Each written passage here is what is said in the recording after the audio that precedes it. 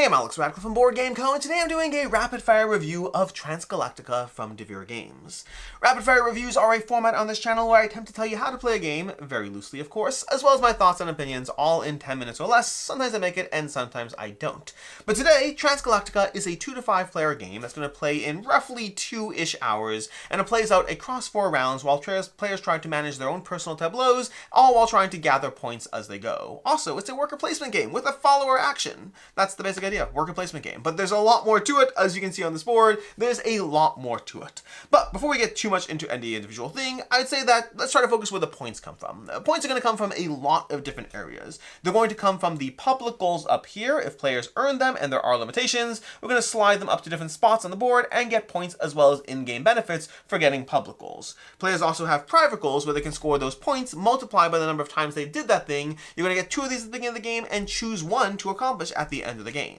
You're also going to be looking at these cards over here. These are effectively contracts where you have to, once you take these cards, you have a cost to pay and a requirement you have to have in order to get the points. Working towards these is a good way to get a whole bunch of points. But also there's tracks. All these tracks over here, there's 4 different tracks around the board, and each of these are going to give you a lot of things you need to be mindful of, but they also give you points as recurring income as you get higher up these tracks. Knowing those kinds of general ideas will give you a lot of things to work towards as you play, and honestly, this is one of those games where I kind of recommend you just work towards moving up tracks, and the rest will kind of fall into place, and you'll find your own little way forward as you understand the game more. What does a turn look like? A turn looks like you taking a captain and placing it onto one of the 8 worker placement spots on the board in order to take that action, at which point, in turn order, other players can choose to follow you, taking the lesser action. It's a lesser action, not as good as the big action. Big actions are cooler, lesser actions less cool. Feels like you're getting less done because you're getting less. That's called a lesser action.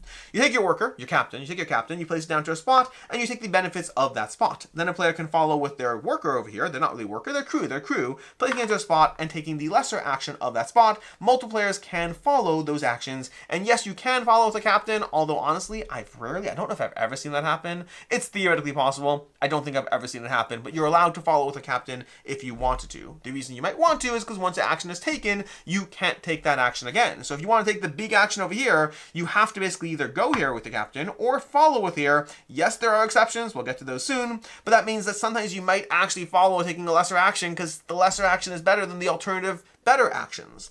What are these actions doing? There's a lot to manage here, so this is where I'm going to try to go through them at a time, but there's basically 4 actions related to the tracks. 1, 2, 3, and 4. Then we have 4 separate actions. Over here we have mining, we have travel through space, over here we have going up on the trade, and then we have this action, which is kind of cool, and it lets you copy other actions. So this is one of those exceptions I mentioned, where you can copy an already taken action by going to that action, paying a little bit more, but then being able to take an action someone already took, which means you can take one time. You can do it one time. So if you want that cool military track, you can only do it by going on the military track or by going to that other action.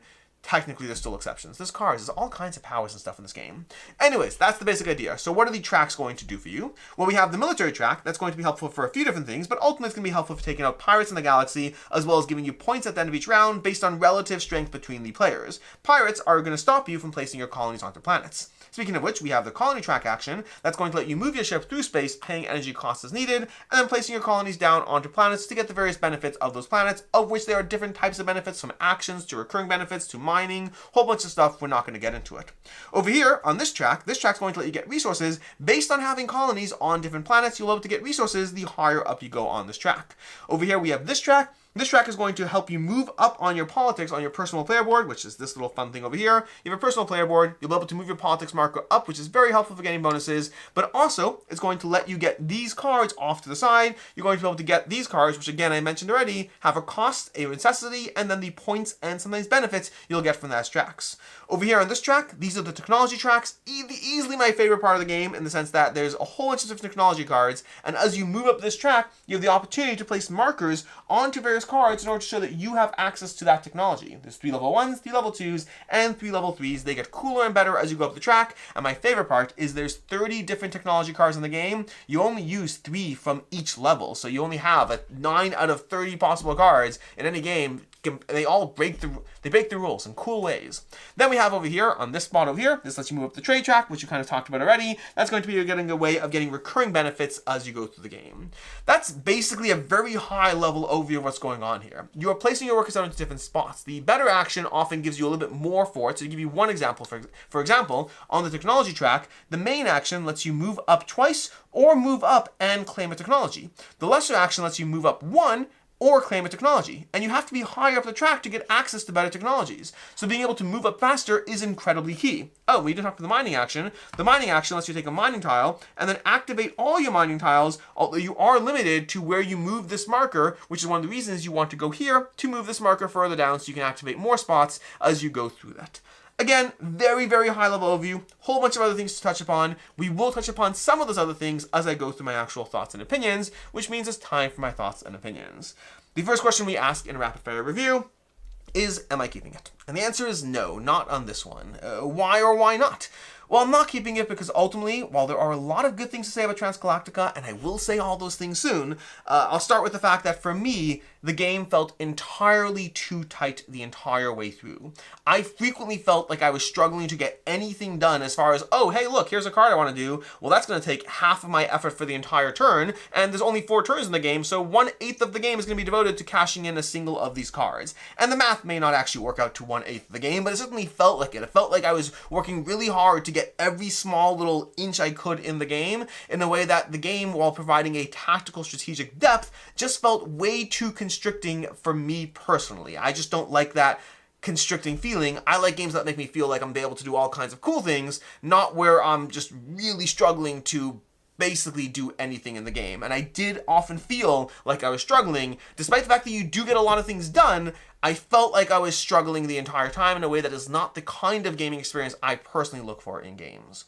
As far as other game recommendations, if you want to check out other things that might be worth looking at, definitely check out SETI, another space-themed game that I felt was also very, very tight, but for me that one managed to feel tight in a way that didn't feel constricting, but rather I felt cool as I did things. So small nuance as far as my own personal experience with the games. Both of them felt like very tight, very rewarding space games that are also very different, but one felt constricting and one felt like I just couldn't wait for my turn to happen again. And then if you want a tight game that I do think is better from me personally, from Devere Games, check out the White Castle. White Castle to me was also a very tight game. Only 9 actions you take in the entire game, but that one I felt cooler as I did the various things and not like I was struggling to just get anything done as I go through it.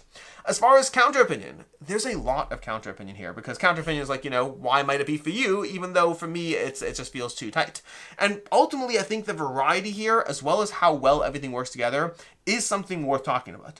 The variety to me is incredible. And if you've watched my reviews, you know how much I like variability in games, and there's so much going on here. These cards are going to be constantly different as far as what you're trying to go for at any given point, what's in the market, what's available. The map setup over here, different for each player count, and you have different planets that go on the board. These are just like popping on the board, different map configurations as you play, giving you a whole different galaxy to explore. The pirates will pop up in different areas depending on how you structure the board, and it's going to give you variability that you have to manage around that. These goals from a whole pool of cards that are always going to change, so you have different goals you're going for as far as public goals, different private goals you're going for as far as what you're trying to do. You have starting asymmetric powers over here. This little thing pops into your board. There's a whole bunch of these. These are all incredibly cool powers that break the game that only you can do, and that just gives you a ton more reasons to explore this if it's something that you like, because you can pop in with a different set of powers and really enjoy that. The technology cards, I touched upon that already. There are 30 technology cards. They all break the game in different ways. This one's like, hey, when you go up on the yellow track, you get to go ahead and take extra actions, or pop around the galaxy, or you can go ahead and move up a track without having to have the requirement. There's so many different things, and they all break the rules, and that means there's 9 ways to break the rules of the game and let you feel cool and powerful, and it's a different combination of 9 every single time you play. That's a huge amount of variability to the experience. Combine all of that with a game that is very well balanced as far as the strategic tightness of it all. Again, I don't like that tightness, but if you find yourself liking really tight games where everything comes down to that extra resource and being able to get it done, that's very satisfying overall. If you like that, this falls into that type of game. And then the following action the captains and the crew aspect, where you're placing a worker down, you constantly feel torn between, okay, do I follow? Like, I actually prefer to follow. Like, ideally, on my turn, I'd like to use my crew to follow you when you go to the mining action. But if no one goes to the mining action, that's not going to help me, and I only have a crew left, so maybe it's better to go with the bird in the hand versus two in the bush. That kind of decision-making as you go through it is, again, a big part of the game. Do you focus on the mining tracks? Do you focus on the 4 different tracks? How are you going to balance everything you're trying to do? There is a lot going on here. I think for me, the main thing let's do final thoughts now. Let's move into final thoughts. For me, Transgalactica is a game that I definitely think will have an audience. I think there's going to be a lot of people, especially if you're a fan of Devere's tighter games. Like, I've been a huge fan of some Devere games, and others have felt a little too tight for me. And this one definitely feels like it goes into the too tight for the experience I'm looking for. There's a lot of satisfying things going on as you go through here, and the variability makes me want to play it more, just to try different combinations of things, even though I don't enjoy the core gameplay loop, because again, for me personally, it feels like I'm trying too hard to get things done. It feels less like a game and more like work, although that kind of experience is very player dependent. I am going to be coming in at a 2.5 out of 5, but that is based on my rating scale, meaning it's not a reflection on whether I think this is a good game. I think it is a good game. And my rating scale is based on my personal desire to play it, and this one was one of the tighter Devere games I've personally played, which means I want to like it more, but ultimately it felt more like work than fun because of how tight the economy is. But I think there are people who like those games, and this may well be one that's right for you. In any case, and until next time, I'm Alex Radcliffe from Board Game Co. I hope you found this helpful, and until next time, I hope you have a good one.